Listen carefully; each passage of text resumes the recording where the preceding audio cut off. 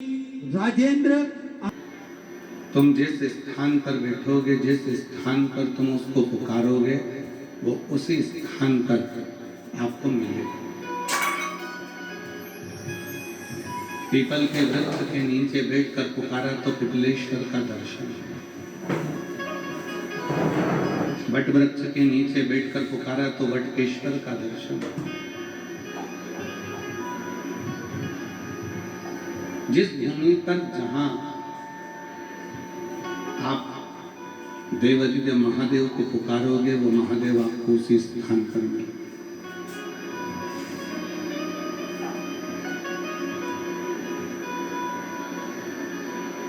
कलम को कोई बता रहा था,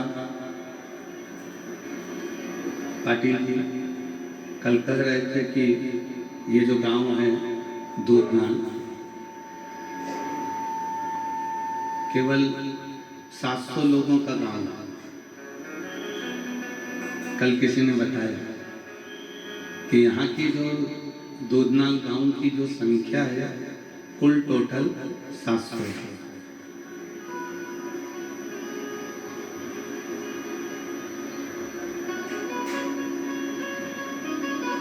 अब 700 लोगों के गांव में 7 लाख आदमी आकर बैठ गए, तो जरा विचार करिएगा, ये शिव की ही तो कृपा है।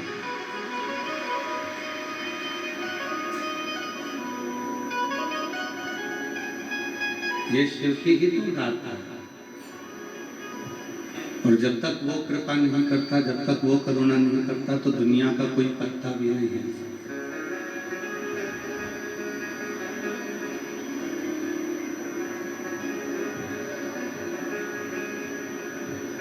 लाखों की संख्या में आप लोग आए हैं।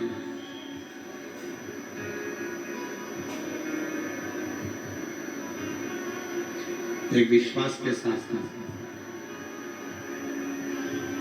जिस भूमि पर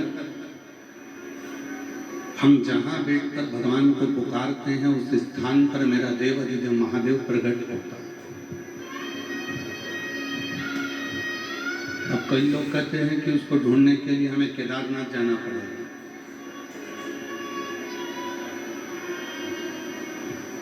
कई लोग कहते हैं कि उसको ढूंढने के लिए हमको अमरनाथ जाना पड़ेगा। पर शिव महापुराण की कथा कहती है, ना हमको अमरनाथ ढूंढने जाना है, ना हमको केदारनाथ ढूंढने जाना है। हम उस विश्वनाथ को, स्वयं को उसका अपना समझकर जब हम पुकारते हैं, तो हमारा विश्वनाथ हमारा भरण पोषण करने के लिए हमारे हृदय में आकर तुरंत बैठ जाता है। उसको ढूंढने जाने की जरूरत नहीं पड़ती, केवल उसको पुकारा जाए, केवल इसको पुकार लो और वो आकर खड़ा हो जाए।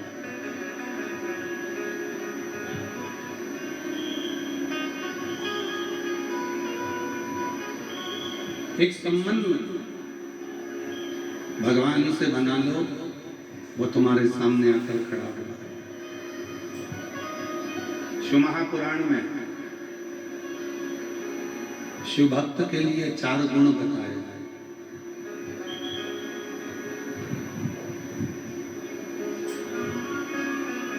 शिव जी के भक्त के लिए 4 गुण कहे गए। पहले नंबर का गुण है संयम, दूसरे नंबर का गुण है सदाचार, तीसरे नंबर का गुण है स्नेह, और चौथे नंबर का गुण है सेवा।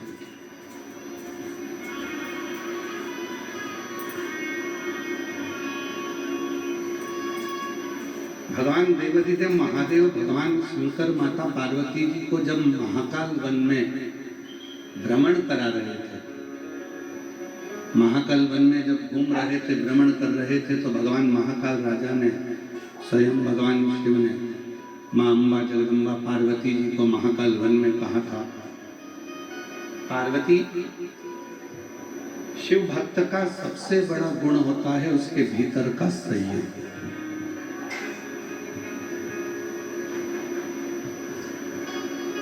और जिसने अपनी जिंदगी में संयम को धारण कर लिया, जिसने अपने जीवन में संयम को धारण कर लिया, फिर वो जीव कभी भटकता नहीं। वो संयम के साथ कहा, जब कोई भगवान का भक्त हो जाता है, पार्वती जब कोई शिव का भक्त हो जाता है, शंकर का उपासक हो जाता है, शिव भक्ति में जब कोई डूब जाता है, तो उस पर लोग आक्षेप लगाते हैं, ताना देते हैं, अपशब्द कहते हैं, आड़ा टेढ़ा कहते हैं। फिर भी वो अपने संयम को धारण करे, कुछ ना बोले, कुछ ना कहे, इंतजार करे।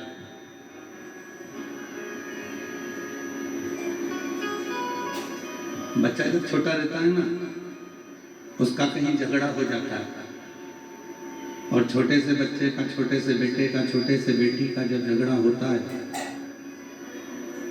और जब उसका झगड़ा हो जाता है, तो वो झगड़े में रोता रोता जब घर जाता है, तब उसकी मम्मी उसके पापा कहते हैं, चल मैं चलता हूँ, देखो जरा तेरे को किसने मारा, चल मैं चलता हूँ।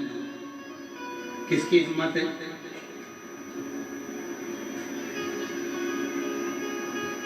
किसकी हिम्मत है जिसने तुझको मारा? चल मेरे साथ। मम्मी पापा तुरंत तैयार हुए, आई भाऊ तैयार हुए और चल तुरंत। अब उन्होंने ये भी नहीं देखा कि मेरे बेटे की गलती है कि सामने वाले की गलती है, मेरे बच्चे की गलती है कि सामने वाले की गलती है, उसने ये नहीं देखा। उसने तो कहा, चल तुझे तकलीफ है ना, तेरा झगड़ा हुआ है ना, चल मेरे साथ।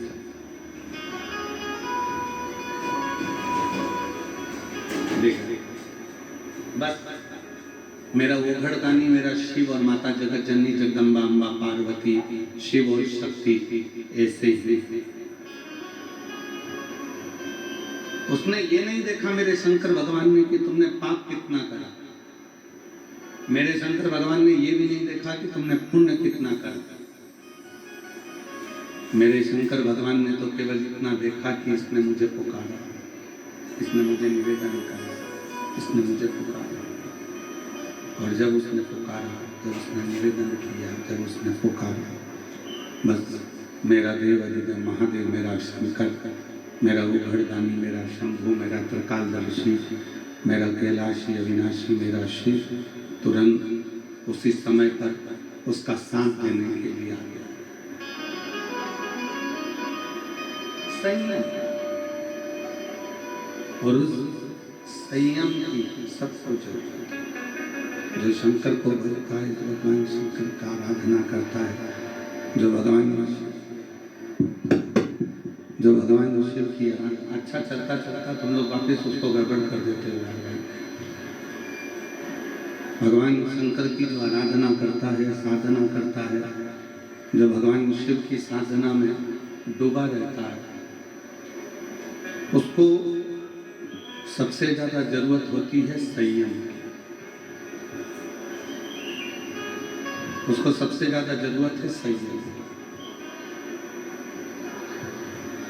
और जिसने अपनी जिंदगी में, अपने जीवन में संयम को धारण कर लिया, फिर उसको भटकना नहीं। थोड़ा संयम, सबसे ज्यादा संयम किस चीज को चाहिए? कहा 3 इंद्रिय ऐसी हैं जिनको संयम की जरूरत पड़ती है। बाकी की इंद्रियों को तो अपनी जगह पर है, पर 3 इंद्रियां ऐसी हैं जिनको संयम की जरूरत है। पहले नंबर पर जिह्वा को संयम की जरूरत है,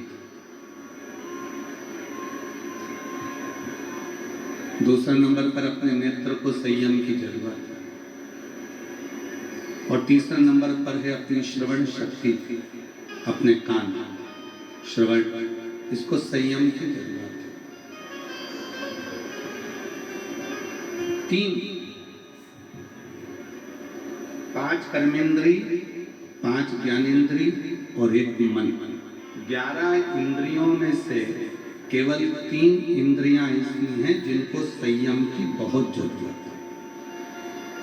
ये 3 इंद्रियों पर जिसने संयम कर लिया, इन 3 इंद्रियों पर जिसने संयम को धारण कर लिया, समझ लो उसने सब कुछ कर दिया। पहला है अपने वाणी पर संयम, अपनी जिह्वा पर संयम। कितना सुंदर कहा है किसी ने कि वाणी ऐसी बोली है जो मन का आपा खो। जम के बोलिए जरा, वाणी ऐसी बोली है जो मन का आपा।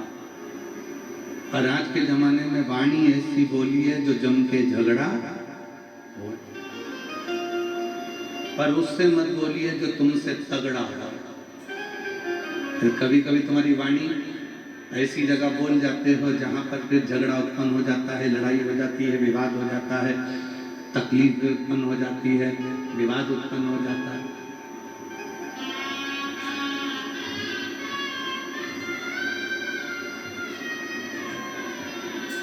सबसे पहला 3 इंद्रियों में से सबसे पहला संयम है हमारी जिह्वा का संयम, हमारी वाणी का संयम। और इस वाणी के संयम पर ही सब कुछ है। आज के जमाने में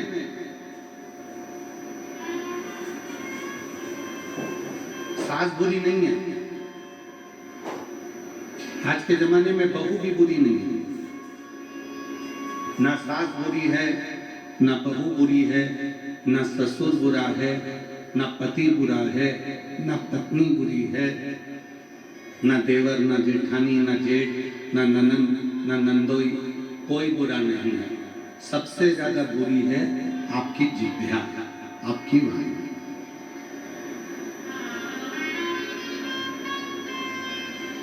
और जिसने अपनी वाणी पर संयम करा, जिसने अपनी वाणी को संयमित कर लिया, जिसने अपनी वाणी को संयम में रखना प्रारंभ कर लिया, उसकी जिंदगी सार्थक हो। एक पहले एक प्रसंग सुनाया था, आज फिर वो प्रसंग स्मरण में आया।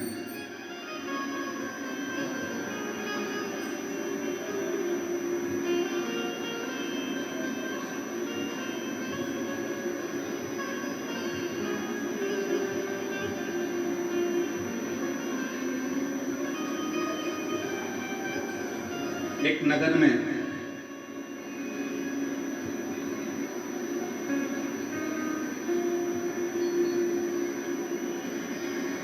एक नगर सेठ रहता था अच्छा,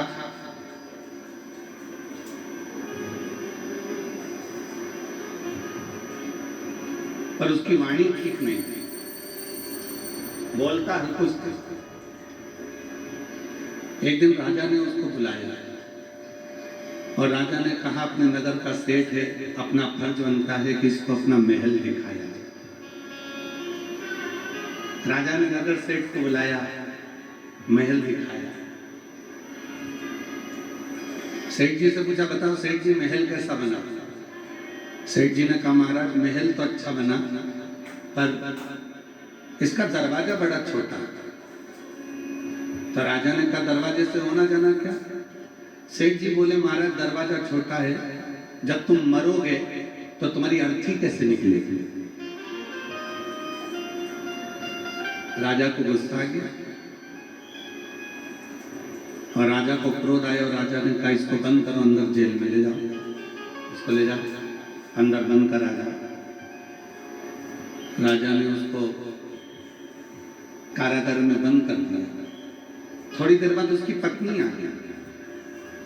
पत्नी ने कहा, महाराज मेरा पति यहाँ आया था।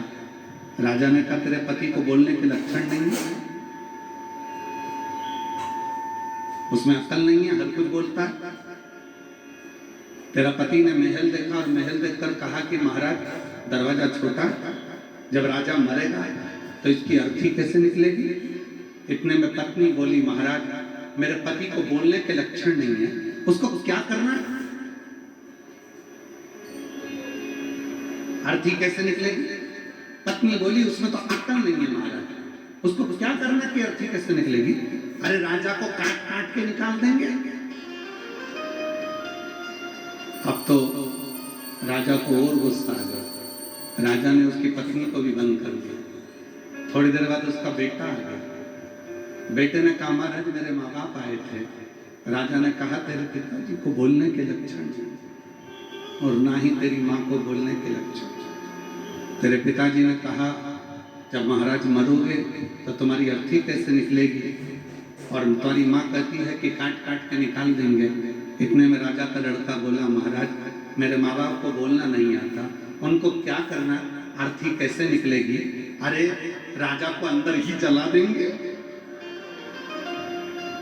बस इतना कहा और राजा ने तीनों को छोड़ दिया। तीनों को छोड़ दिया। राजा को समझ में आ गया कि इंसान कितने भी उच्च पद पर बैठ जाए और उसकी वाणी अगर ठीक नहीं है तो वो निम्न पद का ही कहलाता है, वो उच्च पद का कभी नहीं कहलाता, वो निम्न पद का। सबसे ज्यादा जरूरी है वाणी की संयम।